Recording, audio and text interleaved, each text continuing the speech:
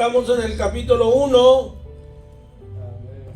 Me traía el Señor a la mente cuatro matrimonios bíblicos, creo yo, muy impactantes, muy significativos.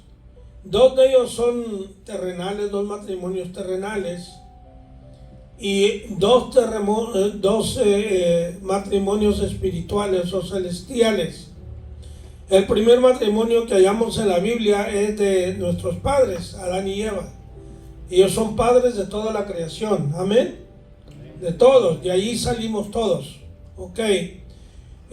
Dios formó ese matrimonio, y de ese matrimonio se formaron dos instituciones más. La primera institución fue el matrimonio. Luego la institución, hermanos, del gobierno humano.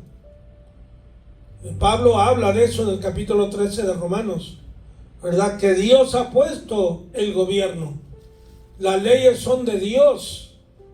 A veces nos enojamos por las leyes porque nos afectan adversamente, porque no van de acuerdo a nuestro programa, a nuestro deseo. Por ejemplo, ahorita que hay redadas y todo eso, eso no nos gusta. No nos gusta. A mí no me molesta que la gente venga de donde venga y mientras se porte bien no ande cometiendo crímenes. Eso sí que los echen al secot, ¿verdad? Allá con Bukele les abre los brazos. Es donde necesitan estar. Pero la gente decente, la gente trabajadora, la gente respetable, hay gente que viene con gran necesidad. Ay, qué triste, hermano. Qué triste, pero son leyes. Hay leyes en todos los países, hay leyes de migración, ¿verdad? Y la gente está caminando de un país a otro, y bueno, pero son leyes. Dios estableció el gobierno humano y Dios estableció la iglesia. Es otra institución, ya sea que ya nos refiramos al pueblo de Israel o ya sea la iglesia que conocemos en el Nuevo Testamento. Pero la relación del hombre con Dios es una institución que Dios estableció desde el principio en la creación. Aleluya, cuando hizo al hombre y la mujer. Y el otro matrimonio que vemos viene siendo en las bodas de Caná de Galilea. Cuando Jesús y sus discípulos, dice la Biblia, fueron invitados a esa boda. Y ahí Jesús obró un milagro extraordinario. Cuando se acabó el vino y no había vino, Jesús convirtió el agua en vino. Ve usted, el vino en el Mediano Oriente es algo muy común.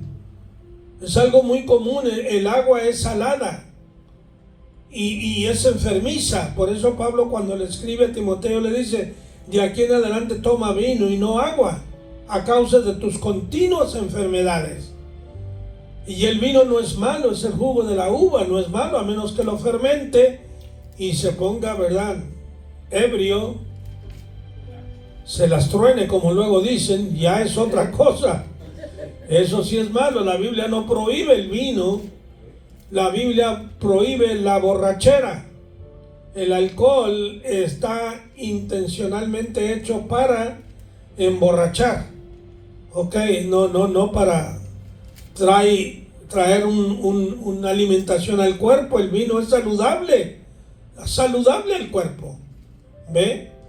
Pero no el vino fermentado o el vino mezclado con alcohol, ¿verdad? Porque he conocido algunos hermanos, fueron a Europa, hermanos, y se hicieron muy perrusquillas, hermanos, muy borrachos. En serio, hermanos. Conocí un amigo predicador, y el Señor lo tuvo que amonestar fuertemente por eso. Perdió una hija y él me dijo a mí de eso, que Dios lo había y que no es malo y que no es malo. ¿Cómo que no es malo? Bueno, esos dos matrimonios. Y luego vemos lo que estudiamos ya la vez pasada de Israel, la esposa de Dios, que fue infiel, ¿verdad? Y es un adulterio espiritual, porque en vez de ser fiel a su marido, a Dios, enseguida quiebra el pacto y hacen el becerro de oro y ahí le están atribuyendo honor y alabanza a un becerro de oro. Pero luego tenemos el otro matrimonio, que es la iglesia, ahí en el capítulo 19 de Apocalipsis, la esposa del Señor, y invita a las bodas del Cordero. Dice: bienaventurados los que son invitados a las bodas del Cordero. Ojalá que el Señor me invite, ¿verdad?, a esas bodas ya estoy cansado de comer frijoles, hermano. Algo diferente, ¿verdad? Algo que venga del cielo. Gloria a Cristo Jesús. Bueno, digo esto estamos aquí en Oseas y ya sabemos el trasfondo más o menos de lo que pasó. Dios ordena, es una orden, no es una recomendación. Dios ordena a Oseas que vaya y se case con una mujer fornicaria, prostituta. Y para casarse con ella tenía que amarla. Tiene que haber desarrollado un amor, un cariño para esa mujer. Y no es fácil, porque esas mujeres se usan solo como objetos sexuales, no como una compañera, como una amiga, como, ¿verdad?, alguien que está a mi lado y la amo. No, es solamente para descansar sexualmente y ya vámonos, lárgate de aquí. Pero eso no fue el caso con Oseas. Vivió con ella, tuvo un hijo y 2 hijas de esa mujer. Aleluya. Y ya vemos, estoy haciendo un estudio ahorita, hermanos, créanmelo, y me hallé algo muy, muy interesante, el por qué habla de Gomer aquí, cómo esto se une con lo que habla, por ejemplo, en Ezequiel 38 y 39, Gomer. ¿Ok? Y Gomer, saben ustedes que es un nombre masculino. Y la hija que tuvo esta mujer no era hijo, era hija. Y le puso Gomer. ¿Ok? Recordemos que cuando Dios habla a Israel, a veces trata con Israel, como si fuera mujer. Porque, por ejemplo, allí en el matrimonio de Éxodo 20 o 19, habla de ella como esposa. ¿Ok? Pero luego vamos a Isaías 66 y habla de un hijo. Vamos a Apocalipsis capítulo 12, habla también de ese hijo varón que nace. Ok, así que se trata de 2 maneras, de acuerdo al mensaje que quiere dar. Aleluya, eso es algo simbólico. Dios quiere dar un mensaje y usa tanto, ¿verdad?, el género masculino como femenino para ilustrar el mensaje que Él quiere darle. Ok, entonces sabemos que Gomer cubre fíjese, se lo voy a dar ahorita nomás en un estado pequeño, limitado. Gomer cubre mucho de lo que es Europa, de los países europeos, Rusia, especialmente Rusia, el sur de Rusia, especialmente Gomer. Y eso, Rusia persiguió mucho a los judíos, lo ha perseguido bastante. Y por eso cuando ves el desastre que hay ahorita, lo que hay en Irán, ellos han perseguido a los judíos, los han masacrado, también a los cristianos que se están convirtiendo al Señor. En Irán hay un avivamiento. Este hombre, el que era Khamenei, él mató entre 30 a 40 mil personas entre enero 8 y 9. Y muchos de ellos eran cristianos. Y después, últimamente, poco antes de morir, como 6, 7 mil también los masacró. Y Dios dice, hasta aquí vas a llegar, ya, basta. Y Dios está hablando, hermano, Dios está hablando bastante. Y en el versículo 4 dice, y le digo que Jehová pone por nombre Jezreel. Jezreel, ustedes saben que es un valle, es el valle de Astraelón, el valle de Josafat, el valle de la decisión, donde va a haber una masacre, Cristo peleando con los ejércitos del anticristo.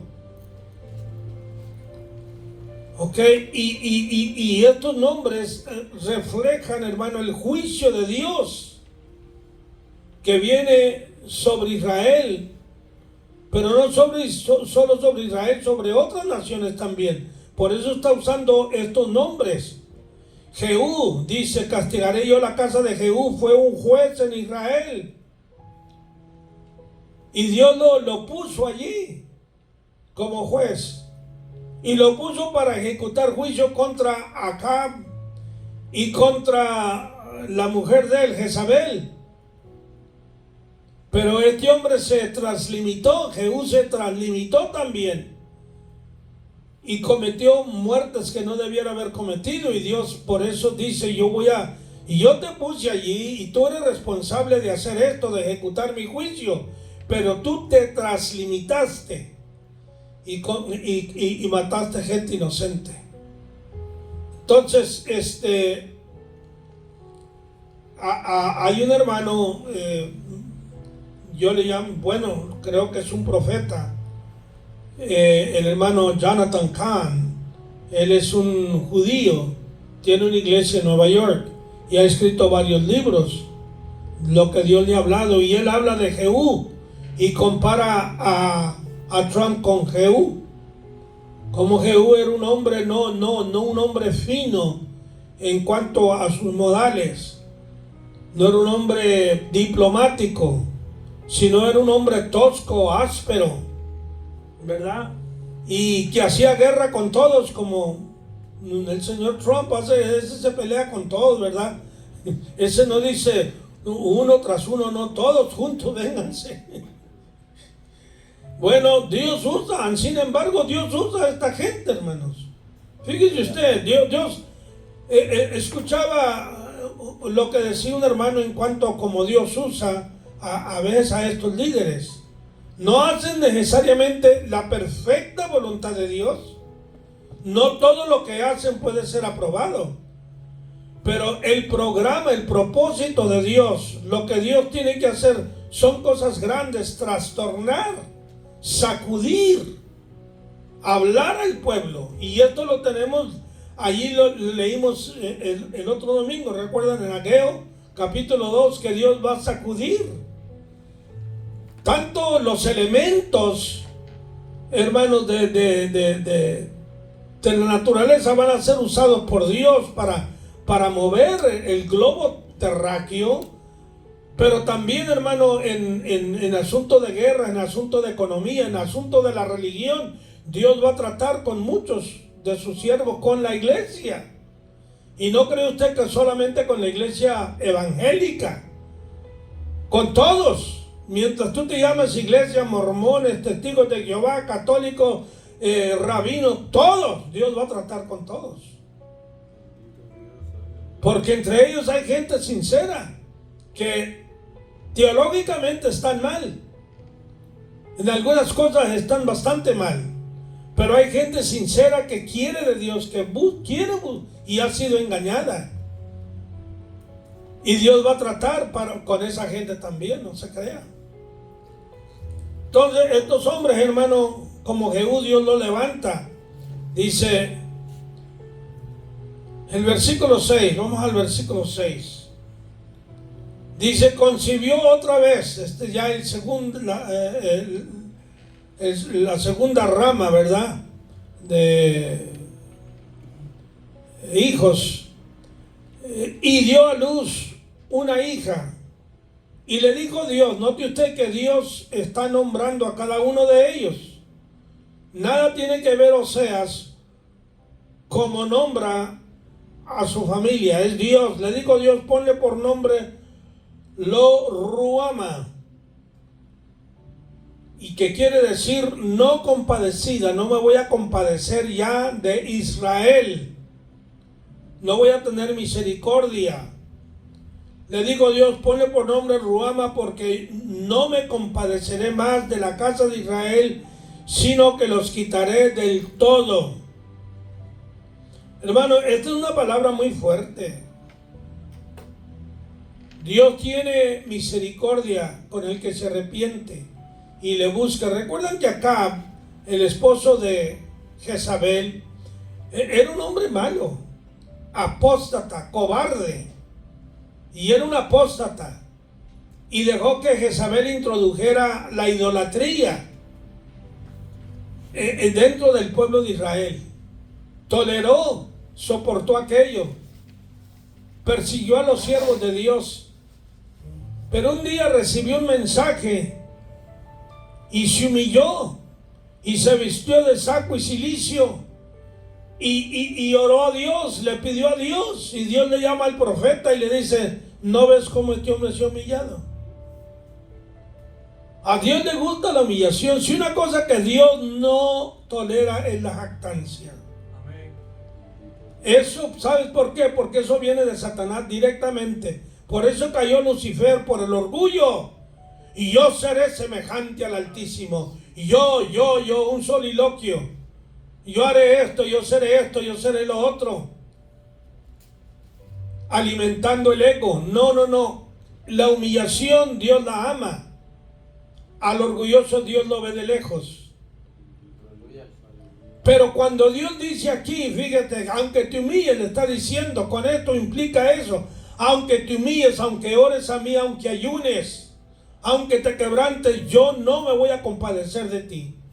Viene sobre ti el juicio de Dios. Has pasado el umbral que no debieras haber pasado. Te has translimitado. Has ido más allá de lo que yo puedo tolerar y aguantar. Y voy a traer, ya no voy a compadecerme de ti, le dice el Señor a Israel.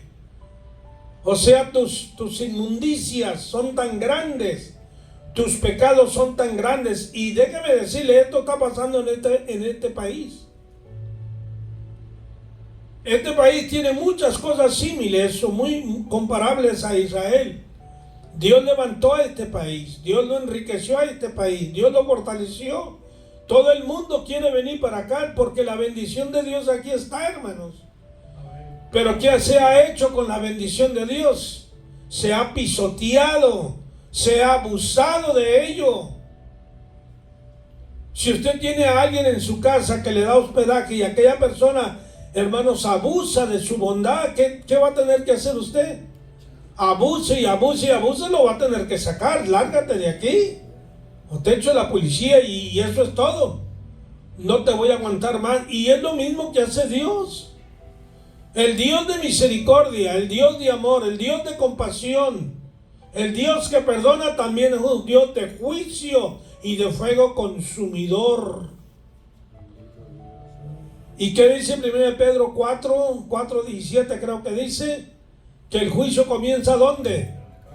Por la casa de Dios. Nosotros que tenemos el conocimiento de Dios por su gracia. El conocimiento que Dios le ha dado a usted, hermanos, es una riqueza, déjeme decirle. Usted no será un teólogo, un catedrático, olvídese de eso. Pero conoce de la palabra de Dios. Usted se alimenta, Dios le ministra a usted por la palabra. Su espíritu se está fortaleciendo, su mente se está fortaleciendo, su alma se está fortaleciendo. Eso es una riqueza que con dinero no se compra, con fama no se compra, con poder no se compra. Y eso es lo que Dios le dio al pueblo de Israel, les dio la ley. Esta ley, dice Pablo, es buena, es justa, es perfecta, es santa. No tiene de malo la ley. Eres tú que la quebranta. Y eres tú que cuando tú confías en tus obras, entonces pierdes la oportunidad de ser justificado por la fe. Entonces, lo ruama, no compadecida, no, porque no me compadeceré más de la casa de Israel, sino que les quitaré del todo. Fíjese, antes de la invasión de Asiria, que fue en el año 722, 23 por ahí, vinieron los asirios, invadieron las 10 tribus de Israel y se los llevaron cautivos. Qué triste, hermanos, ser desplazados. Una cosa es que usted salga de su tierra porque quiere otro mundo, quiere otra vida, otro estilo de vida. Esa es una cosa, usted lo hace voluntariamente. Pero otra cosa es que venga el enemigo y le robe todo, le quite todo, y no tenga solamente usted más que la ropa que trae. Y va a costumbres nuevas, a cultura nueva, a vivir otro estilo de vida completamente nuevo, no solo usted, sino sus hijos. El que usted se lo llevaran a Rusia, a China, usted no sabe hablar chino ni ruso. No le permiten adorar a Dios, no le permiten tener una Biblia, no le permiten ir a una iglesia. Bueno, en Rusia ya tienen iglesias católicas u ortodoxas, pero ¿quién es el que nombra el obispo de ellos? ¿Quién cree usted que es? Es Putin. Es el gobierno, los jefes, ellos asignan, ¿verdad? O sea, tú vas a practicar tu religión, pero de acuerdo a lo que nosotros establecemos. Y de lo contrario, ya sabes lo que te va a pasar. Aleluya. Eso es algo triste y es lo que el Señor le está advirtiendo al pueblo. Y nunca olvide usted el Deuteronomio 28. Ahí están las bendiciones descritas muy claramente y la maldición. Dejar a Dios, hermanos, le duele a Dios mucho. Una separación, para mí una separación, un divorcio es más que perder al cónyuge porque murió. Es más que la muerte del esposo o de la esposa. ¿Por qué? Porque usted sabe que en una muerte usted tiene que resignarse a que Dios se llevó a aquella persona. Usted nada tuvo que ver con aquello. Y usted va a sanar porque se resigna o no tiene preguntas, no tiene tantas preguntas, tantas cuestiones. En un divorcio es un dolor muy fuerte porque la persona todavía está viva, el compañero, la compañera. Y hay mucho sentido de culpabilidad. ¿Qué pudiera yo haber hecho para salvar mi matrimonio? ¿Qué dejé de hacer? ¿Por qué no me corregí? ¿Quién tuvo la culpa? Ella, yo, en fin. Y luego los hijos. Ahí es otro problema. Muy duro separarse de los hijos. Y luego pensar que alguien más vive con aquella persona que fue su esposo o su esposa. Es duro, hermanos. Y le digo esto no para herir a nadie, solamente para ilustrar cómo Dios se siente cuando un pueblo lo deja, cuando una persona que conoce a Dios abandona a Cristo y le da las espaldas. Y en hecho le está diciendo: no quiero nada contigo. Y ahí está Dios esperando que vengas. Esperando. Se dice una anécdota de Oseas, que Oseas se sintió triste y lloraba por su mujer que lo había dejado. Y el Señor le habla: ¿y por qué lloras? Dice: por mi mujer. Y el Señor le dice: pero es una mujer mala. Sí, pero yo la amo. ¿Qué me importa que sea mala? Yo la amo, ese es el problema. Yo este amor no lo puedo sacar de mi alma. Quiero olvidarme de ella, pero no puedo. Es un sentir que tengo adentro. Ese es el amor que habla Pablo en capítulo 13, 1 Corintios. Ese es amor. Y la Biblia no nos describe todos los sentimientos de Oseas, toda la pasión, todas las emociones, toda la soledad, todo el quebrantamiento y la humillación que él sufrió. toda la burla y el bochorno de amigos, de familiares, de vecinos, de apuntarle y decirle, mira con quién vive. Es una mujer así, es una mujer cualquiera, es una mujer pública. La Biblia no nos da todos los detalles, pero nosotros sabemos que es una realidad, que eso sucede. Y por eso todo eso atravesó Oseas.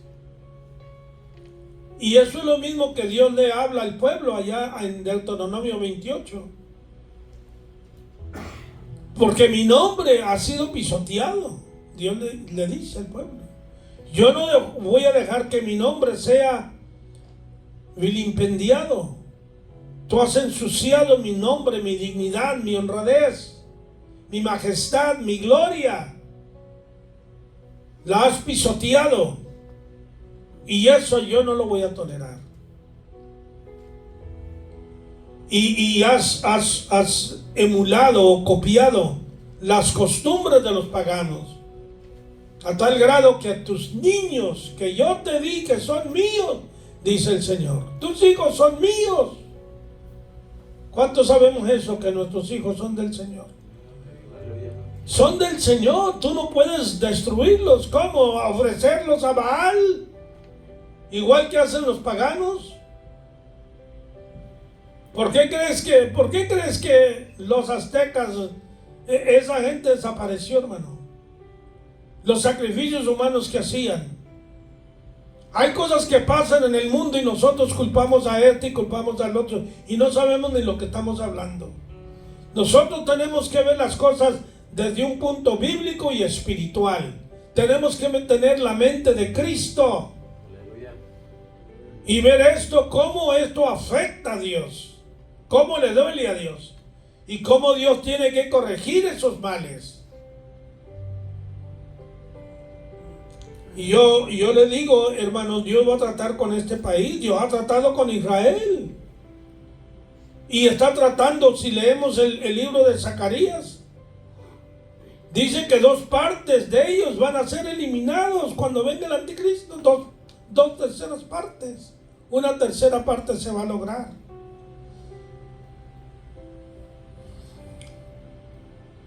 Es un juicio bastante severo, ¿no? ¿Qué dice la Biblia? Que la paga del pecado es ¿qué? Ese es el salario, esa es la recompensa, ese es el producto del pecado, es muerte, no solamente muerte física, es muerte espiritual, es que Dios te dé las espaldas, es lo más horrible que puede haber. No, que va. Señor, no me dejes. Yo le digo al Señor, Señor, si yo me suelto de ti, tú no me sueltes. Tú no me sueltes. Y ya mejor mátame, mejor llévame. Sí, yo y se lo digo en serio. Yo no quiero dejar a Cristo por nada, ni por nadie. Por nada, hermano. Él es la vida, Él es mi gozo, Él es mi paz, Él es mi esperanza. Ya somos 2, hermano. Aleluya. ¿Cómo? Ya somos 2. Amén. Pues cuando me dé la oportunidad, la aprovecho, hermano. sí, hermano. Porque no me compadeceré más de la casa de Israel, sino que los quitaré del todo. Eso hicieron los asirios. Y luego Judá al sur, la tribu de Judá y Benjamín. También 100 y pico de años después vino Nabucodonosor. Un hombre asesino, un hombre idólatra, pero Dios le usó. Dios le llama a mi siervo. Hermano, pero qué. Si tú no eres dueño de la humanidad, ni tú eres dueño de este reino terrenal, ni del mundo. Somos vasos, hermanos, solamente en las manos de Cristo. ¿Qué tenemos nosotros que juzgar lo que Dios hace? Aleluya. Mas de la casa de Judá tendré misericordia y los salvaré por Jehová su Dios, y no los salvaré con arco, ni con espada, ni con batalla, ni con caballos, ni jinetes. Aleluya.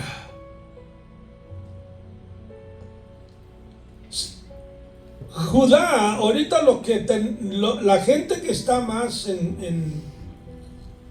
En Israel, Judá regresó, hermano. Muchos de los israelíes, los israelitas que se fueron para Siria ya no regresaron a su tierra.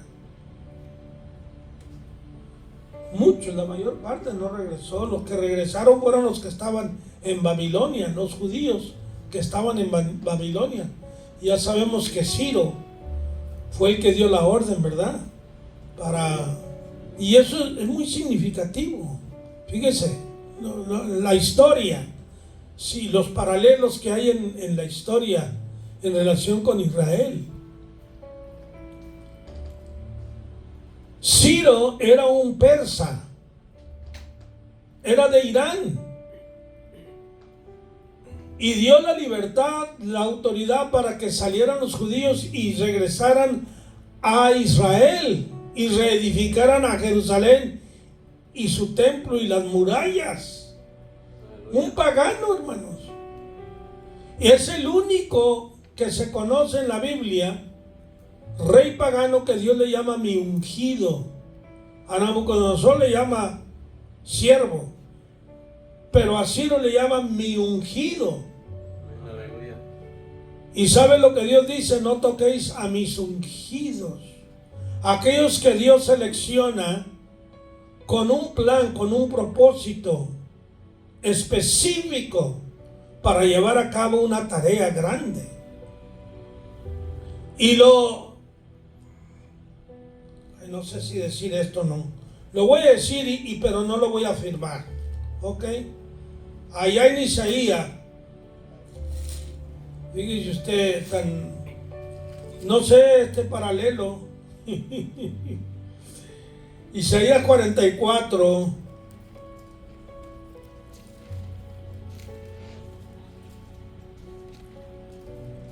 El 26, fíjese en adelante. 44, Isaías 26. Dice: yo, el que despierta la palabra de su siervo.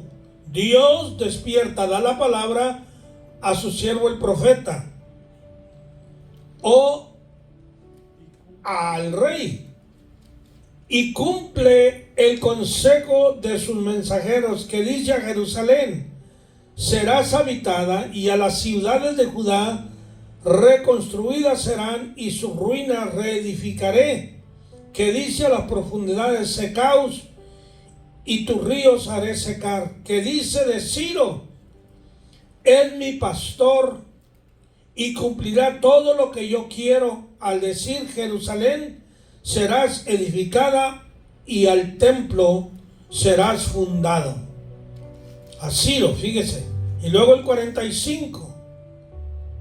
Así dice Jehová a su ungido, a Ciro, al cual tomé yo por su mano derecha para sujetar naciones delante de él, y desatar lomos de reyes, para abrir delante de él puertas, y las puertas no se cerrarán. Yo iré delante de ti y enderezaré los lugares torcidos, quebrantaré puertas de bronce y cerrojos de hierro haré pedazos. Te daré los tesoros escondidos y los secretos muy guardados, para que sepas que yo soy Jehová, el Dios de Israel, que te pongo nombre. Por amor de mi siervo Jacob y de Israel, o sea, por amor de mi pueblo, te puse sobrenombre. A Ciro le está hablando. Aunque no me conociste. Ciro no conocía a Dios. Yo soy Jehová y ninguno más hay. No hay Dios fuera de mí. Y yo te enseñaré, aunque tú no me conociste. 2 veces le dice: tú no me conociste, no me conocías. Y sin embargo yo te escogí, te levanté y te puse por rey. Y te puse por rey con un plan, con un propósito. Y es de notarse que el capítulo 45 coincide con que Trump fue presidente número 45, el 45º presidente de los Estados Unidos. Y luego hubo una interrupción allí y luego viene siendo el 47, número 47. Pero fue el presidente número 45 y tiene tantos enemigos. Hasta los veces lo quieren matar, lo quieren destruir. Y Dios lo levantó. Y está haciendo cosas, pero ¿qué está haciendo? No te apures, hermano.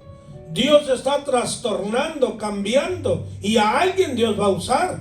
No porque sea perfecto, ni santo, ni nada de eso. Lo menos que era él, era santo. Tiene 3 matrimonios. Esta es su tercera mujer. Pero Dios lo levantó y él comenzó a invitar a evangélicos, predicadores, pastores que vengan a orar por él.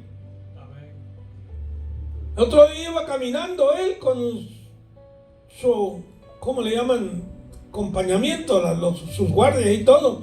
Y le gritó un hombre, dijo: oiga, presidente, ¿puedo orar por usted? Sí, digo, ¿cómo no? Y se acercó y oró por él. Le puso las manos, oró por él, y han profetizado, han orado, y él allí muy reverente. Él no iba a la iglesia antes, hermanos. Él no era un hombre religioso. Él andaba en la farándula, ese era su mundo.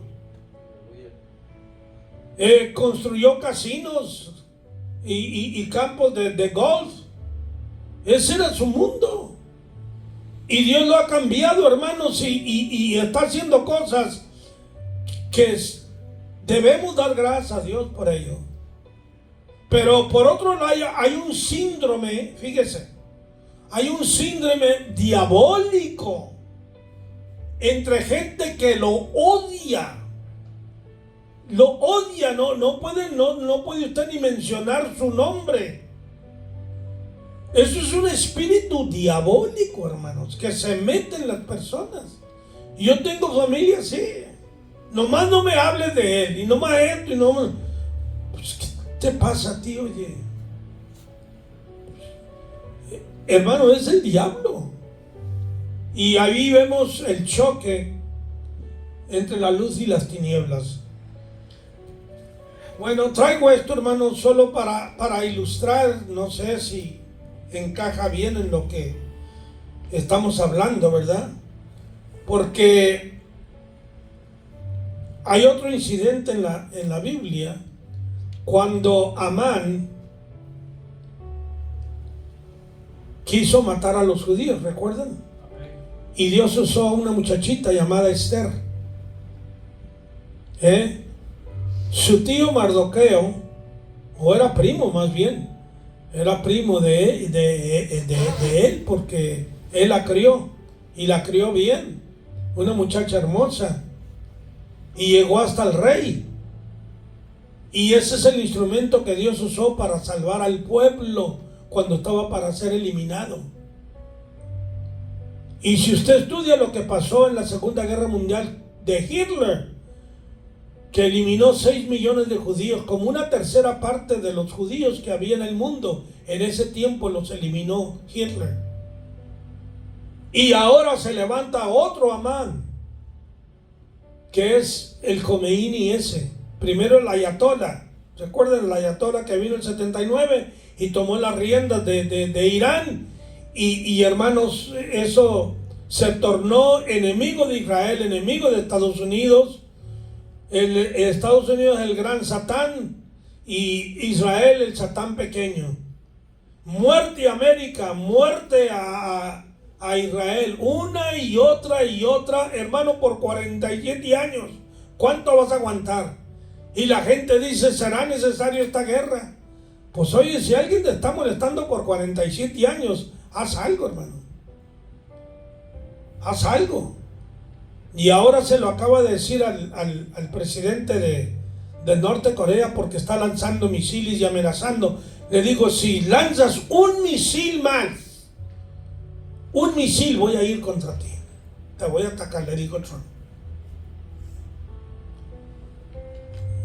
Esa gente la usa el diablo, hermanos. Mire, Dios hace cosas grandes, pero tenemos que verlo, como les digo, con la mente de Dios. El comunismo quiso tomar todo Corea. El bisabuelo del que está ahora presidente era cristiano. Su madre era cristiana, su bisabuela. Y luego cuando ellos murieron, el hijo tomó las riendas del gobierno. Y ya son 3 personas, una dinastía de 3 líderes. Y tienen el pueblo, hermanos, no. Eso es lo peor, yo creo, que hay en el mundo. Literalmente muriéndose de hambre, literalmente. El otro día, uno de los que estaban, un general, un hombre grande de importancia, estaba escuchando un discurso de él y se quedó dormido. El tío de él era. El tío de él era. Sí. Lo eliminó. Falta de respeto. No, hermano, a mí me hubieran matado 10,000 veces, ¿verdad?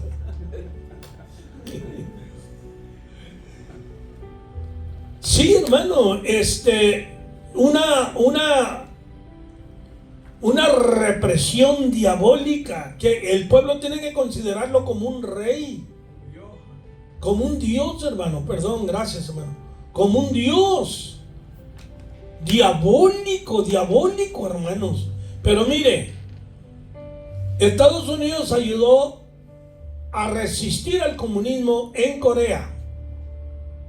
Se estableció Sur Corea. Vea la diferencia económico y espiritual de Sur Corea al Norte Corea. En Sur Corea se han establecido las iglesias más grandes en el mundo, quizá en la historia del cristianismo. Dígame usted si vale la pena resistir al diablo o no. Amén, gloria a Dios. El diablo usa a sus agentes, tiene sus líderes, pero Dios tiene los suyos también. Y Jesús dijo: las puertas del infierno no prevalecerán contra la iglesia, contra el pueblo del Señor, ni contra la iglesia ni contra Israel. Pero sí, Dios va a tratar con nosotros y nos va a pasar por pruebas. Si nosotros no nos corregimos, cuidado. Aleluya. Hay comentario, hermanos. Ya estoy hablando mucho. Comentario, preguntas, indagaciones, inquirimientos, etcétera. Hablen, hermano, antes que yo les gane. Aprovechen la oportunidad que les doy.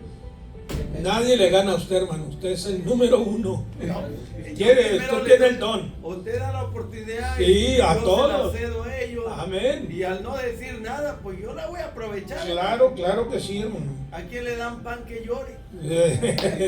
Bueno, ya que nadie dice nada, hermano, creo firmemente lo que está hablando, hermano. Es una realidad y qué bueno por ello de concientizarnos de quién es Dios, sus planes y propósitos.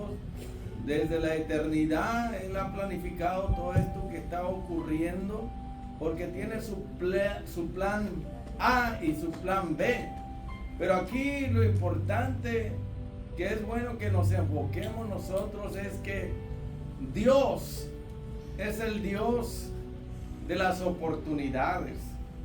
Y en este caso, al principio, para entender mejor el origen de este pueblo del cual estamos hablando, que Dios lo escogió cuando eran esclavos en Egipto. Allí se formó el pueblo de Israel.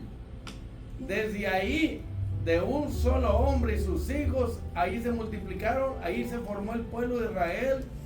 Dios levantó un líder llamado Moisés para libertar ese pueblo de la esclavitud física, literal, no solamente de la idolatría y pecado, sino también lo libró, por así decirlo, de un país, simbólicamente hablando, que representa al mundo, porque Egipto representa al mundo, y lo libró de un tirano llamado Faraón, que representa al mismo diablo, y lo libró de esa esclavitud que prácticamente representa el poder del pecado en la gente, ¿verdad? Y la idolatría. Entonces Dios los escogió no porque eran los mejores, hermano, así como lo ha hecho con nosotros, que lo vil y menospreciado del mundo ha escogido Dios, para glorificarse. Lo mismo hizo con Israel, lo escogió siendo pues pequeño número, un remanente, y siendo insignificante y sin importancia. Pero Dios lo escogió con un plan, un propósito, para darse a conocer al mundo, que iba a ser como una luz en medio de la oscuridad que hay en el mundo por el pecado y la maldad. Pero si Dios quiso voluntariamente, por amor, escoger al pueblo de Israel para darse a conocer al mundo, que es lo mismo que ha hecho con nosotros, hermanos, ha tenido misericordia y nos ha escogido no porque seamos mejores que los demás, sino que porque Él tiene un plan y quiere levantarnos y hacer de la nada algo para darse a conocer al mundo. Entonces seguimos la corriente desde un principio, ¿verdad? Cómo Dios los lleva a un destino, a la tierra prometida, y les da, por así decirlo, un país como un regalo de parte de Dios, para que ellos puedan servirle a Dios con libertad. Pero vemos que Dios da las oportunidades, pero la mayoría no las aprovechamos todas, ¿verdad? Y ellos, ¿verdad?, no tuvieron en cuenta lo que Dios hizo a favor de ellos sin merecerlo, y corrompieron la tierra, se volvieron idólatras, abandonaron a Dios, se fueron con los dioses.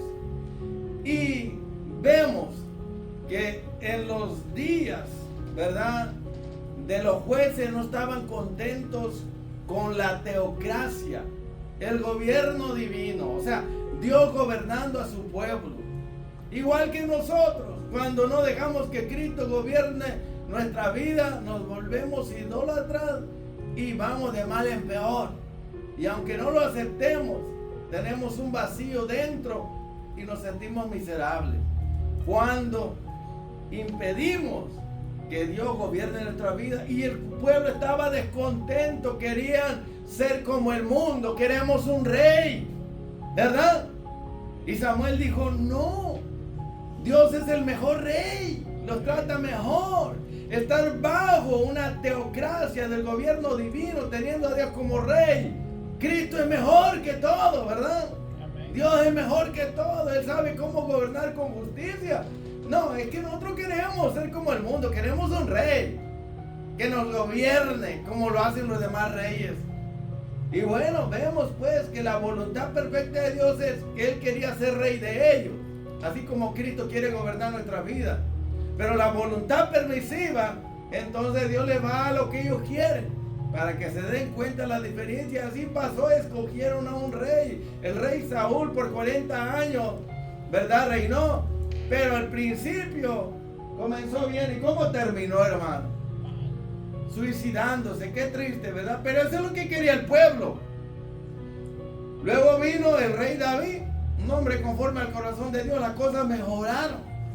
Tuvo su fracaso, pero se levantó el hombre y llegó a un nivel bien alto, ¿verdad? Victoria sobre victoria. Y luego viene su hijo Salomón.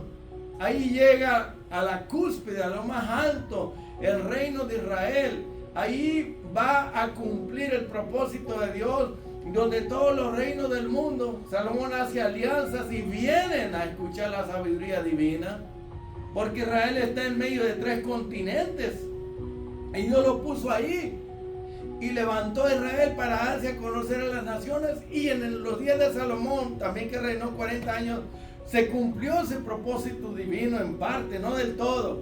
Pero ¿qué pasó después, hermano? Después vino su hijo, Jeroboam, ¿verdad?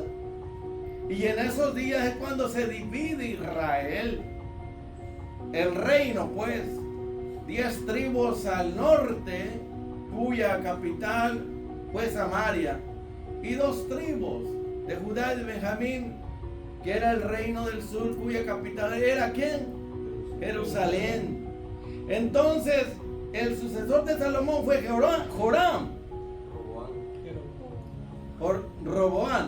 Correcto. Jeroboam se parece, en verdad. Roboam, correcto. Gracias, hermano, por la corrección. Pero ¿qué pasó? Había un siervo de Salomón llamado Jeroboam, que era valeroso, era sobresaliente. Y sabe, vino el profeta Ahías y le dijo: Jeroboam, prepárate porque Dios va a dividir el pueblo de Israel y te va a dar 10 tribus. Si le eres fiel a Dios, tu descendencia será para siempre. Mire, casi las mismas promesas que le hizo el rey David. Qué triste lo que pasó después, hermano. Que Jeroboam primero, porque estamos hablando de Oseas, el profeta que reinó, o sea, que profetizó en los días de Jeroboam segundo. Estamos hablando de 200 años después, para que usted me entienda. Pero qué triste que Dios le prometió a Jeroboam, ¿verdad?, que le iba a dar 10 tribus y se las dio, y luego que de su descendencia iba a permanecer para siempre si él era fiel a Dios. ¿Y qué pasó con Jeroboam? La oportunidad se le dio, hermano. Pues él, por miedo y temor de que esas 10 tribus vinieran a Jerusalén a adorar, puso 2 becerros, hermano. Uno, ¿en dónde? En Betel y en Dan, para impedir que el pueblo de Israel viniera a Jerusalén a adorar. Y Roboam pues también la regó, ¿verdad? Quiso ir en contra de la voluntad de Dios, porque el profeta ya había dicho que así iba a ser. Y cuando escuchó que ya estaba profetizado, se calmó, hizo las paces, ¿verdad? Pero a esto se le dio la oportunidad como se nos da a nosotros, hermano. Y por más de 200 años, hermano, hubo esas dinastías de los dos lados, de Judá y de Israel. Y vemos, hermano, el fracaso de lo que le llamamos la monarquía en Israel y los reyes de Israel, hermano. Que cuando se quita a Dios del primer lugar, el pueblo, la iglesia, quien sea, se va a pique, va de mal en peor. Esa es una enseñanza grande para nosotros. Podemos aprender de las experiencias de Israel si queremos sacar grandes lecciones para no repetir los errores de ellos nosotros como iglesia de Jesucristo. Y vemos, hermano, que Oseas profetizó durante el reinado de 4 reyes de Judá: Usías, Jotán, Acaz y Ezequías, y un rey de Israel llamado Jeroboam II. Esto nos sitúa en el ministerio de él del año 755 a 715, como usted dijo, un poquito, vamos a decir como 8, 10 años. Cuando profetizó, o sea, después vino la cautividad de los asirios que vinieron a llevarse a las 10 tribus del norte cautivos a Asiria, ¿verdad? Pero vemos que en esos tiempos, ¿verdad?, Israel floreció, estaba próspero en lo material, pero los religiosos eran corruptos también, los políticos, todo se corrompió. Quiere decir, hermano, que la naturaleza humana es así, pero nosotros tenemos la oportunidad ahora de aprovechar las oportunidades que Dios nos da y aprender de estas grandes experiencias del pueblo de Israel para no repetir, ¿verdad?, sus graves errores. Pero como esto es algo personal y también puede ser colectivo, porque todo se levanta por el liderazgo o se cae también, ¿verdad? Cuando hay buenos líderes políticos y religiosos, hermano, eso es una gran ayuda para aprovecharla. Pero que aunque aquí en Estados Unidos ahora tenemos a un buen presidente que lo odia a todo el mundo porque está haciendo lo justo, lo correcto, ¿verdad? Y la gente que no le gusta eso va en contra. Pues cada vez que nosotros nos levantamos para hacer lo que Dios quiere, lo correcto, hermano, el infierno, el diablo y los demonios y la gente se nos levanta. Pero qué triste es que nosotros, que somos la luz del mundo, ¿verdad?, si no hacemos nada, el mal va a triunfar. Hoy es nuestro tiempo. Ahora tenemos que reflexionar sobre estas grandes lecciones, las experiencias de un pueblo que fue llamado para hacer la diferencia, fue llamado para hacer luz a las naciones, para dar a conocer a Dios. Ahora nos toca a nosotros. ¿Qué vamos a hacer? Lo único que hace falta para que el mal triunfe en tu familia, en tu ciudad, en tu país, en este mundo, es que haya gente llamada cristiana, ¿verdad?, que dice que es correcta, recta, justa y santa, etcétera, etcétera, y no hace nada. Entonces, si nosotros no aprovechamos nuestra generación, nuestra vida, ahora mismo, si no hacemos la diferencia, el mal va a seguir triunfando. Pero creo que hemos sido llamados como Esther y Mardoqueo. Mardoqueo, para que se ríe, hombre, porque lo veo muy serio.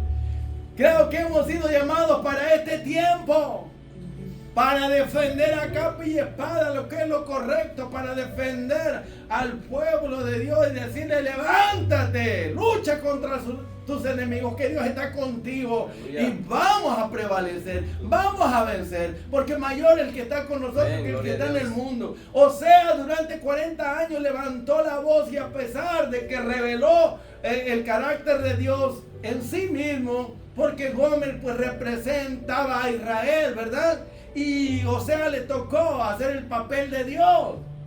Pues nosotros podemos aprender bastante de esto si queremos, hermano. Que él por 40 años sufrió y sirvió a Dios y dio sus profecías y dijo: mi pueblo perece por falta de conocimiento. Tiene conocimiento teórico, pero no lo practica, ¿verdad?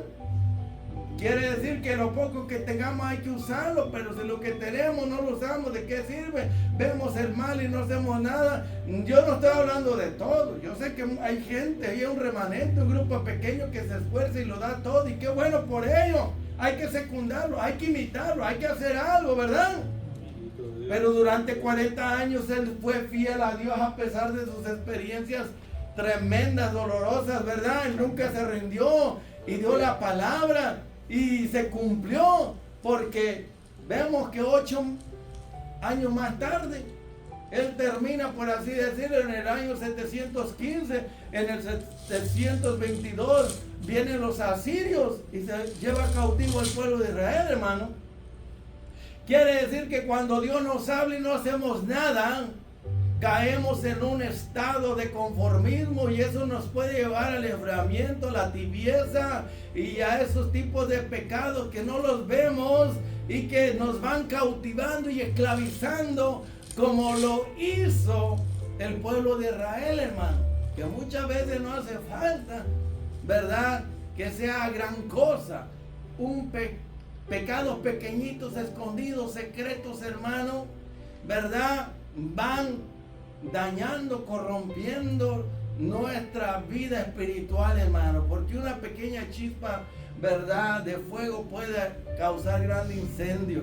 No dejemos entonces, hermano, esas oportunidades que Dios nos da para brillar, para hacer lo máximo. No somos eternos, vamos de pasada. ¿Qué se va a decir de nosotros cuando nos vayamos de esta tierra? ¿Se dirá algo como el profeta Oseas? ¿Se dirá algo como Jeroboam II? ¿Como la gente religiosa de sus días? ¿Qué se va a decir de nosotros? ¿Algo como ellos? ¿Que nos corrompimos, no hicimos nada, que fracasamos? Yo les ruego que reflexionemos y meditemos, hermano, y hagamos algo al respecto, para que cuando nos vayamos de aquí, hermano, nos recuerden por algo provechoso, edificativo, constructivo. Que dejemos un legado, una marca, una huella. Que nos recuerden por algo que hicimos. Yo le digo a mi esposa: si me voy primero que tú, quiero que pongas en mi lápida. Ese es mi deseo, mi último deseo. Que le pongas allí a mi tumba, en la lápida le pongas un letrero que diga: este fue el hombre que fue fiel a Dios en su generación. Como el rey David, yo también tuvo fracaso, yo también los he tenido, pero que no me rinda hasta el final, que me diga: a pesar de todo, él permaneció, no perfecto, fiel en su generación. Eso es lo que importa, hermano, porque mientras no seamos perfectos, vamos a estar aquí. El día que te lleven es porque ya vas rumbo a la perfección, ¿sí o no? Porque para entrar al cielo, Dios tiene que hacernos perfectos. Según Hebreos capítulo 12, Dios hace a los espíritus perfectos. Pero mientras estemos en la tierra, hermano, seamos fieles a Dios. No confundamos la fidelidad con la perfección, hermano. Dios está interesado en todo, pero lo que más interesa a Él es que, como David, le seamos fieles hasta la muerte. Cosa que el rey Saúl no lo logró, ¿verdad? Entonces, Miremos que Dios anda buscando la fidelidad, no perfección de nadie. Aunque Él quisiera todas esas características, pero Él sabe bien que no somos perfectos. Pero Él ve nuestra fidelidad, que te caes y te levantas, te caes y te levantas, te desvías y vuelves al camino, que nunca te rindes y que ahí vas con tu fidelidad siendo fiel a Dios hasta que te llegue el último día, hasta que te llegue la muerte o el Señor te quiera recoger. Así que ya sabes, mi esposa, ¿verdad? Que quede escrito: este es el hombre que fue fiel a Dios en su generación. Fiel a Dios, no perfecto. Gracias, hermano. Aleluya, gloria a Dios. Comentario más, pregunta, hermanos. Gloria a Dios. Ya dije. Quiero leer unos versículos, como estamos hablando, ¿verdad? de Israel, ¿verdad? Lo que trata ahí, ¿verdad? En este libro de Osea, que como el pastor dijo, ¿verdad? Ya que Israel, ¿verdad? Le fue infiel al Señor, ¿verdad? Pero yo quiero leer en Jeremías 30, voy a leer el Jeremías capítulo 30, versículo 7, y voy a leer el 11, también dice el 7. Cuán grande es aquel día, tanto que no hay otro semejante a él, tiempo de angustia para Jacob, pero de ella será librado. Y dice el 11, porque yo estoy contigo para salvarte, dice Jehová, y destruiré a todas las naciones entre las cuales te esparcí, pero a ti no te destruiré, sino que te castigaré con justicia. De ninguna manera te dejaré sin castigo. ¿Verdad? O sea, yo entiendo que este pasaje, ¿verdad? Está hablando, ¿verdad? De los tiempos finales, ya como ya en la gran tribulación, ¿verdad? Que habla en Apocalipsis. Y digo esto porque a uno a veces cuando habla con alguna gente lo critican o le dicen a uno, ¿verdad? Que uno es fanático de Israel, ¿verdad? Porque uno les dice, ¿verdad? Que todavía Dios tiene planes y propósitos con Israel. A mí me han dicho, y no es lo que yo piense, no, que lo que la Biblia dice, ¿verdad? Que Dios todavía tiene planes, ¿verdad? Con ellos. Y no es que estamos diciendo que Israel es perfecto, como tampoco nosotros lo somos, sino que es lo que la Biblia, y es lo que yo entiendo, y le dije la otra vez también, que es lo que yo entiendo, que Dios todavía, ¿verdad? Tiene planes con ese pueblo. Incluso me mandaron un video y dice que nosotros los evangélicos tenemos a Netanyahu como un ídolo, porque nosotros decimos, pero ¿qué tiene que ver? ¿Que tenemos a quién? A Netanyahu como un ídolo, porque ve que como uno pues dice, va, que Dios todavía tiene planes con Israel, y entonces lo acusan a nosotros los evangélicos de que somos fanáticos de este pueblo, pero no es lo que nosotros decimos, no es lo que yo digo, es lo que la Biblia dice, ¿verdad? Entonces creo todavía, ¿verdad? Que Dios tiene planes y propósitos, ¿verdad? Sí, grandes, hermano. Qué bueno que leíste este pasaje, porque más adelante, el versículo 8, dice que después de haber destetado a Lo-Ruhama, concibió y dio a luz un hijo. Y dijo Dios: ponle por nombre Lo-Ami, porque vosotros no sois mi pueblo, ni yo seré vuestro Dios. Qué triste eso. Yo no soy ya tu pueblo. Estamos totalmente separados, divorciados, y aparentemente no hay esperanza. Pero el versículo 10, mire la misericordia, la gracia de Dios. Por causa, debemos de ver el pacto que Dios hizo con Abraham. Ok, Dios hizo un pacto.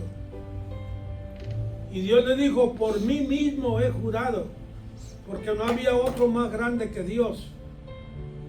Cuando Abraham le ofreció el hijo a Dios, que lo iba a matar como sacrificio a Dios, porque Dios se lo pidió, y Dios, el ángel lo paró, le dijo: no lo hagas, ya Dios ve tu corazón. Y dijo Dios: por mí mismo he jurado. No tenía alguien más o algo más grande que Dios para usarlo para juramentarle a Abraham. Entonces Dios empeñó su propia integridad, su propio nombre. Por mí mismo he jurado, ¿verdad? Y ahí detalla que Dios no quiebra el pacto con Abraham. De tu descendencia yo haré esto y esto y otro. Ya sabemos que Cristo vino de la descendencia de Abraham, ¿verdad? De Abraham viene David y luego el Señor Jesús. Aleluya. Y entonces Dios guarda al pueblo a pesar de toda la guerra. Esta es una guerra, diríamos, de desgaste entre Dios y las fuerzas de la luz y de las tinieblas. Satanás empeñado a destruir al pueblo de Dios, a destruirlo, acabar con él, eliminarlo del todo. Y más, sí, hermano, gracias. Y más en estos últimos días, estamos viendo cómo este hombre, Kameni, fíjese, Kameni tenía un hermano que se convirtió a Cristo. Y fue y le testificó. Dios le dijo, quiero que vayas a tu hermano y dile que yo soy Jesús, yo soy el Salvador, y que se arrepienta, porque si no va a terminar muy mal. Y eso hace como unos 5 o 6 años que pasó eso, que Dios le habló a su hermano menor, que se convirtió a Cristo. Y cuando le testificó, este hombre estaba furioso. Dice, yo tenía miedo de ir a ver a mi hermano, porque nos separó totalmente, nos dejó. Yo estaba solo, yo no tenía esposa, no tenía hijos, mis padres habían muerto, y mi hermano me había desheredado, no quería nada con la familia. Y entonces él vino a conocer a Cristo por una Biblia. Él andaba buscando la verdad, porque no le llenaba Islam, no llenaba su corazón. Puro matar. Qué vida tan tonta, hermanos. Qué espíritu que esclaviza a la gente para vivir donde no hay paz, no hay nada. Y este hombre tenía mucho poder. Dice, él era el supremo en Irán. Y fui y le testifiqué, me costó mucho, pero fui y le testifiqué. Y lo torturaron, lo mandó torturar, pero después vino y habló con él y dijo, mira, somos hermanos, como quiera que sea, somos familia. Te voy a dejar vivir bajo estas condiciones, te vas de aquí y no quiero que vuelvas a mencionar. Nadie va a saber de este encuentro y tú te callas la boca, si no te mando a matar. Su propio hermano.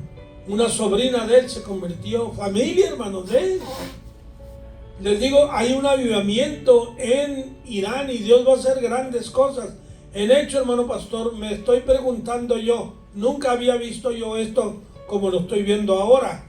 Posiblemente no afirmo esto.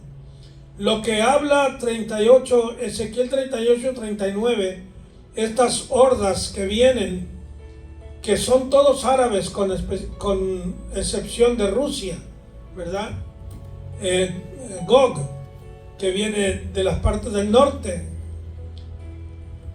Que estos eventos que habla ahí siempre lo hemos visto como un ejército que viene a una vez. Simultáneamente vienen todos estos ejércitos a destruir Israel y quedan hechos añicos. Si no será como lo que está sucediendo ahora, porque les digo, esto no se va a acabar en Irán. A Irán lo van a pulverizar, lo van a tornar en escombros. Óigame lo que le digo. Entre Israel y Estados Unidos van a tornar a Irán a escombros. Y después se va a levantar Turquía, porque los turcos son también musulmanes, aunque diferentes. Yo creo que son suní, ¿verdad? Pero se van a enojar varios países, y esos nombres como Togarma, creo que es Turquía, y otros están mencionados allí en Ezequiel 38 y 39. Me pregunto si ellos se levantan contra Israel después de lo que pase en Irán. la misma cosa vaya a hacer con ellos. La misma cosa si leemos allá en Ezequiel capítulo 12, 13, como el pueblo de Israel, los ejércitos de Israel serán como antorcha, ¿verdad? Dice como David, como el ángel de Jehová, pelearán a derecha y a izquierda. Un país tan pequeño en todo el sentido de la palabra, pero tan efectivo en la guerra, invencible. Eso es una idea solamente que saco, no estoy afirmando que así sea, pero posiblemente sea eventos secuenciales, ¿verdad? Uno detrás de otro. Y ya ven lo que está pasando con Rusia. Rusia ya no tiene personal, ahora están impusieron el reclutamiento forzado, ¿verdad? Y muchos jóvenes se han salido de Rusia, no quieren ir a pelear, están perdiendo. Entonces ha perdido el dinero, ya no tiene dinero, no tiene armamento.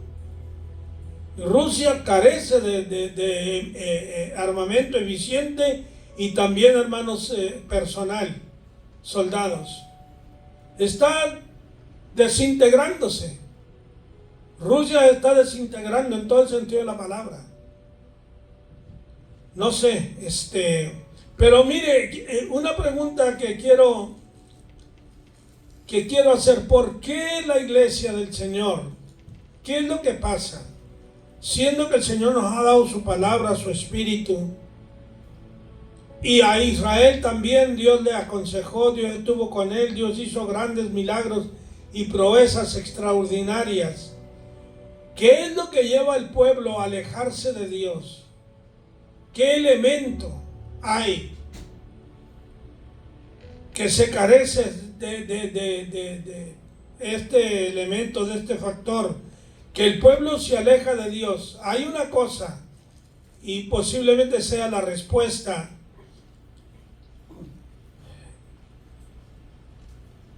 Cuando Dios se apareció al pueblo en el monte Sinaí y descendió la gloria de Dios, y vemos como la oscuridad, el temblor, los relámpagos, aquella cosa tan terrible que aún Moisés estaba espantado, dice la palabra. Dice también la palabra que el pueblo tuvo temor a Dios. Y Dios le dijo a Moisés: dile al pueblo que no se acerque, no toquen el monte. No toquen el monte, porque van a morir. Voy a hacer estragos con ellos. Y el pueblo tuvo temor a Dios. Y le dijeron a Moisés: no hable Dios con nosotros, tú habla con él y tú hablas con nosotros, ¿verdad? Tú nos das la palabra de Jehová. Y luego leo en Isaías 11, cuando viene el Señor a establecer el reino terrenal aquí en la tierra, el reino por 1000 años. Y dice así, capítulo 11 de Isaías, versículo 1: saldrá una vara del tronco de Isaí, y un vástago retoñará de sus raíces. Está hablando de la persona de Cristo. Reposará sobre él el espíritu de Jehová, espíritu de sabiduría y de inteligencia, espíritu de consejo y de poder, espíritu de conocimiento y de temor de Jehová. 7 espíritus. La Biblia habla de 7 espíritus. El número no es que Dios tenga 7 espíritus, es el mismo espíritu, pero cuando usa la cifra 7, cuando el número 7, está hablando de la plenitud, de la llenura, de lo completo del Espíritu de Dios. ¿Ok? Eso es lo que está hablando, es el mismo espíritu, pero aquí habla del espíritu de temor de Jehová. El que viene a reinar, Cristo, está hablando aquí de Cristo Jesús, que viene a reinar con justicia, etcétera, en el reino milenial, tendrá el temor de Jehová en él. Tiene espíritu de sabiduría, espíritu de inteligencia, espíritu, hermanos, de consejo, de poder, de conocimiento y de temor de Jehová. Cuando vamos al día del Pentecostés y que Dios ejecutó a Ananías y a Zafira por causa de la mentira que quisieron introducir en la iglesia, el engaño. Mire, cuando vaga la gloria de Dios, eso es lo que aprendemos de la Biblia. Cuando vaga la gloria de Dios, hermanos, no hay lugar para el pecado. Aleluya. En una iglesia carnal se multiplica el pecado porque no está la gloria de Dios allí. Y hay un espíritu a veces de adulterio. Eso hay muchos en la iglesia, fornicación, lascivia, porque se perdió el temor de Dios. Y se perdió porque Dios no trajo el juicio. Con Ananías y Zafira trajo juicio, y dice la Biblia que el pueblo temió al Señor. La iglesia temió al Señor. Aleluya. Cuando nosotros dejamos de temer a Dios, en vez de volvernos a Dios, nos alejamos de Él. Dios no me hizo nada. Y hay quienes, no recuerdo quién me estaba platicando el otro día, que le predicó, le amonestó. Sí, creo que fue el hermano Domínguez, Dani Domínguez. Predicador, le estaba amonestando a una persona, a un hombre, que andaba mal. Y se enojó con él. Cuando la persona resiste la palabra, tú le das la palabra, tú quieres aconsejar a un hermano que anda mal, anda embriagado, anda adulterando, anda fornicando, y tú quieres levantarlo, quieres traerlo al Señor. Le dije, hermano, mira, te digo en el amor de Cristo, no hagas eso. Arrepiéntate, busca al Señor, Cristo te perdona.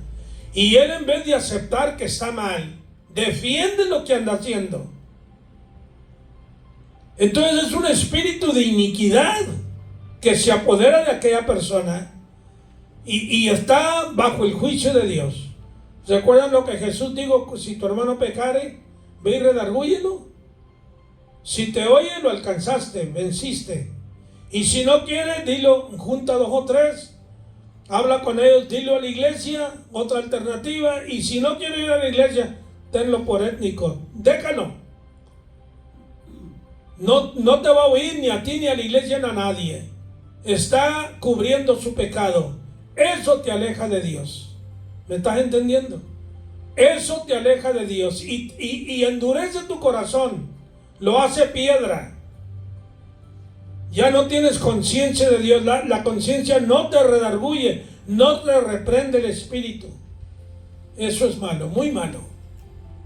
Ahí es donde la iglesia comienza a caer y a caer y a caer, hasta llegar a la condición de la Odisea.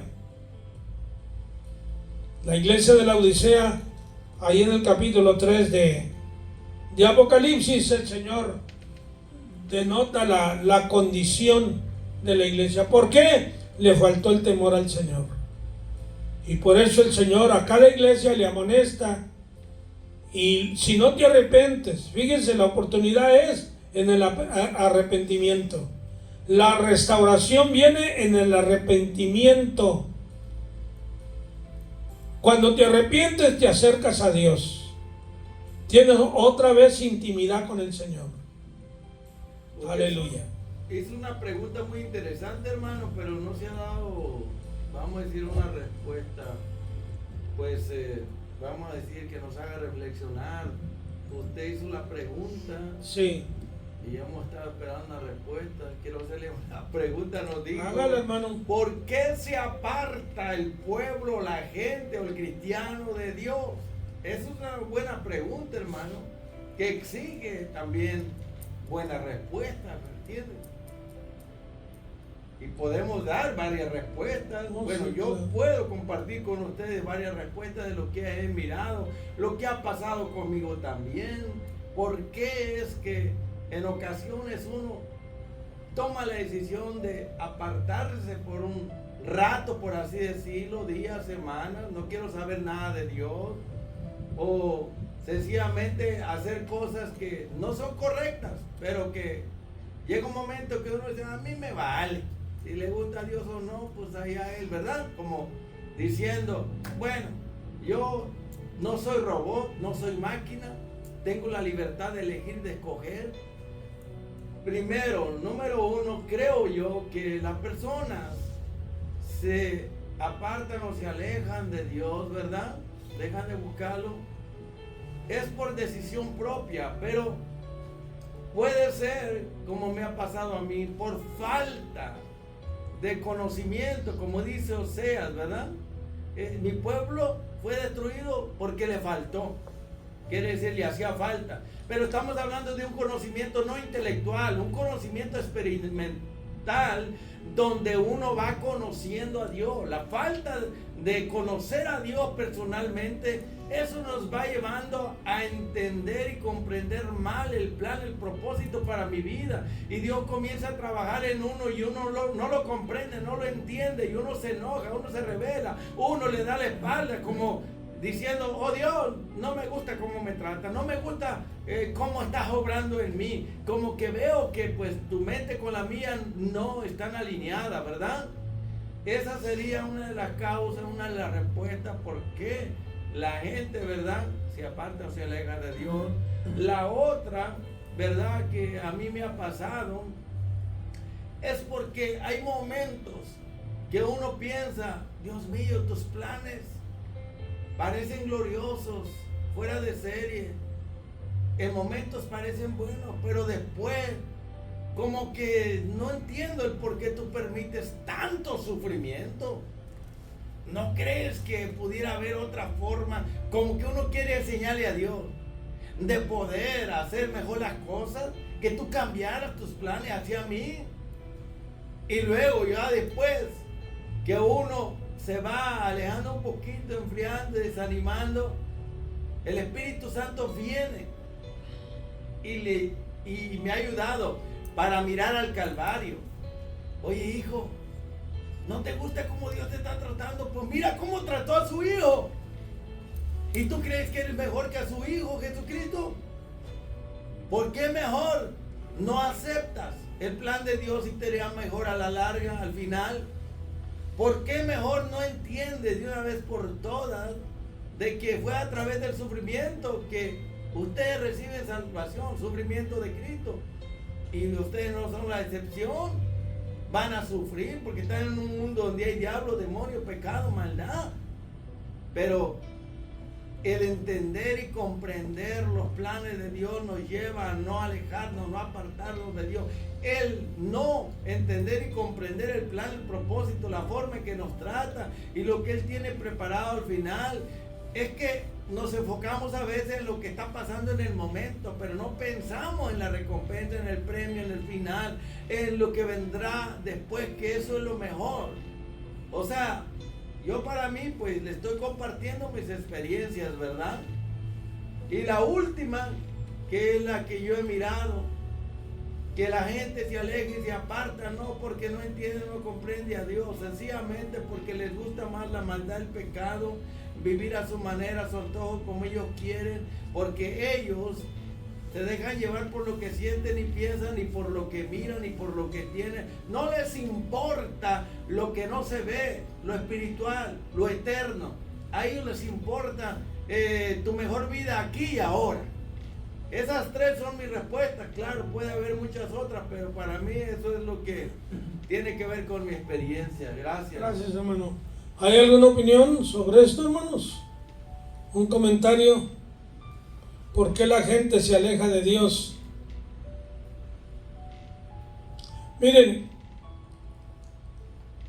cuando Dios habló, le dio la ley a Moisés. Dios le dijo a Moisés que le dijera al pueblo que la palabra que les había dado debían de traerla aquí en la frente. Debían de repetir esto a tus hijos al amanecer, a mediodía, en la tarde. Debían de hablar con ellos constantemente. El salmista David dijo: lámpara es a mis pies tu palabra y lumbrera mi camino. ¿Verdad? Hermano, cuando nosotros nos metemos en la palabra, porque cuando lees la palabra, Dios te está hablando a través de la palabra. Tú oras, tú le oras a Dios, tú hablas con Dios. Pero aquí tienes mucha respuesta de Dios en la palabra. dejamos de leer la palabra, nos hacemos perezosos. Y la mente no está reteniendo los pasajes de la Biblia. No te impactan la palabra. Yo no sé, cuando a mí me ayudó, mire hermano, yo salí, yo estaba recién convertido, yo salí de mi hogar a los 2-3 meses de convertido, me fui a California con el propósito de estudiar allá en el seminario. No estudié allá, pero me fui allá. Y allá en California cumplí yo 16 años, andaba allá solo a esa edad. Y hermanos, allí en Los Ángeles, ay Señor, una vez me fui, andaba buscando trabajo porque yo quería estudiar, pero tenía que trabajar para sostenerme. El seminario no te ayudaba en eso. Y me fui al centro de la ciudad, ay hermano, esos cabaretes, eso estaba lleno de cabaretes, por un lado y por otro. Y a mí me venían muchas tentaciones, hermano, muchas, pero fuertes. Y a mí lo que me sostuvo mucho, la palabra de Dios. La palabra de Dios me hablaba, me pegaba, y hasta el día de hoy, cuando yo leo la Biblia, hermano, yo haz de cuenta que yo me transporto allí, a ese evento, a esa escena. Parece que las palabras saltan de allí y me hablan a mi espíritu, a mi alma. Se los digo sinceramente. Dios me habla a mí, yo lo creo, yo creo las palabras de la Biblia. Y yo les he testificado cuando me convertí al Señor. Yo no sabía nada de la Biblia, excepto lo que había oído de muchacho en la iglesia. Pero cuando yo comencé a leer el Sermón del Monte, en el capítulo 5, 6, 7 de Mateo, y las palabras tan fuertes de Cristo, tan contundentes, tan claras, wow, dije, esto está serio. I mean, this is serious, man. Esto no es de jugar. Si te enojas con tu hermano locamente, eres culpable del infierno. ¿Me voy a ir al infierno por esto? Si no perdonas, tampoco hay perdón para ti. Pero aquel me dijo y me hizo pues yo quiero también bendecirlo con ese lenguaje, ¿verdad? Entonces, estas palabras saltaban. El que te pide, dale. Al que tiene necesidad, no se lo rehuses. Y wow, no, hermano. Y esas palabras para mí tienen el mismo significado hoy, después de casi 70 años. Tienen el mismo significado que cuando me convertí a Cristo. Me siguen impactando y tengo temor a Dios, no crea que no. Yo temo a Dios. Yo no quiero apartarme de Él porque... Y luego escucho testimonio aquí en YouTube. Yo agarro testimonios de gente que Dios los ha transportado al infierno para que vean lo que hay, que vengan y testifiquen. Algunos se han accidentado, otros se han enfermado, han muerto y Dios los ha vuelto a la vida y han ido al infierno. Y lo que hay allí, hermano, yo no quiero nada con eso. Alguien dice, yo no creo eso. Pues yo sí lo creo, tú no lo crees, pero lo leo en la Biblia, que hay un infierno y que el infierno no es placentero, no es agradable. Y yo no quiero ir ahí, especialmente no hay salida de allí. Qué terrible es que hay gente que dice, yo no creo en el infierno, yo voy a creer hasta que esté ahí. Yo le digo, pues muy desesperante, le digo, porque ya que estés ahí no vas a poder salir. De seguro que no te va a gustar. Los testimonios, sí, no sales. Los testimonios que he escuchado, estas personas que han caído allí, algunos el Señor los ha llevado, fíjate bien, creyentes, Dios los ha llevado para que vengan a testificar, y otros andaban en pecado, tuvieron un accidente trágico y murieron. Los médicos le dijeron, moriste por tanto tiempo y te volvimos a la vida. Pero dicen que cuando llegas allá al infierno, luego reconoces que de allí no hay salida. Allí no vas a salir. Eso es por la eternidad. Allí no tienes compañerismo, allí no puedes hablar con alguien. Por lo menos los del Checota, ahí tienen mucha gente con quien hablar. Dicen que están en un infierno, no saben lo que están hablando, hermanos. La gente no sabe lo que está hablando. Y no hay compañerismo, allí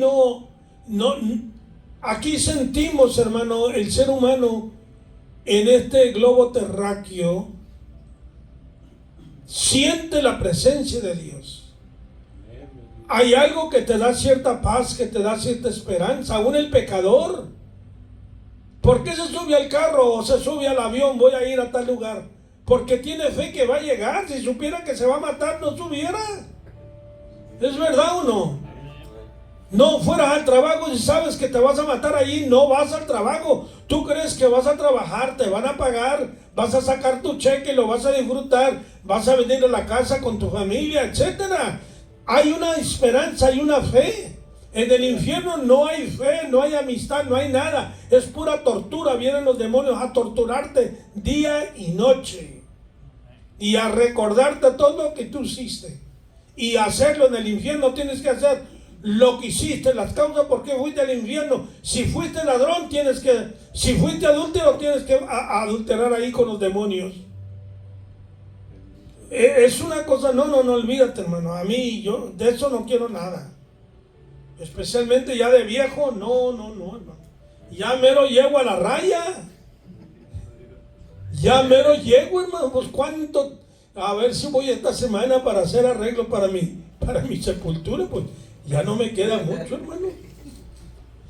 Yo me siento bien, ¿verdad? Y no voy de apuro, pero la hierba buena nunca muere, hermano. Sí, será. Bueno, vamos a esperar al Señor. Bueno, para concluir aquí la lección, dice la palabra, cuando se les digo que no eran hijos y que no era mi pueblo, ahora serán mi pueblo. En el versículo 10 y 11. Con todo será el número de los hijos de Israel como la arena del mar, que no se puede medir ni contar. Y en el lugar donde se les fue dicho, vosotros no sois pueblo mío, les será dicho, sois hijos del Dios viviente. Y se congregarán los hijos de Judá y de Israel, y nombrarán un solo jefe, y subirán de la tierra, porque el día de Jezreel será grande. Ese día de Jezreel es cuando el juicio del Señor venga y pelee con los ejércitos satánicos. Ok, es el valle de Astraelón, el valle de la decisión, etcétera. Dios, y cuando vemos allá en Zacarías, los últimos capítulos, donde dice que el pueblo de Israel clamará al Señor, y habrá aguas limpias que fluyan de Jerusalén para el pueblo. La bendición de Dios, la presencia de Dios. Qué misericordioso nuestro Dios, ¿no? Aleluya. En vez de Dios dice de decir, ya contigo no quiero nada, Dios dice, te voy a restaurar y te voy a levantar. Y es lo que esperamos que Dios va a hacer en Israel y va a hacer con la iglesia del Señor. Y si no despertamos voluntariamente, Él nos va a despertar. Dios les bendiga, mis hermanos. Dios les guarde. Gracias por su tiempo. Aleluya.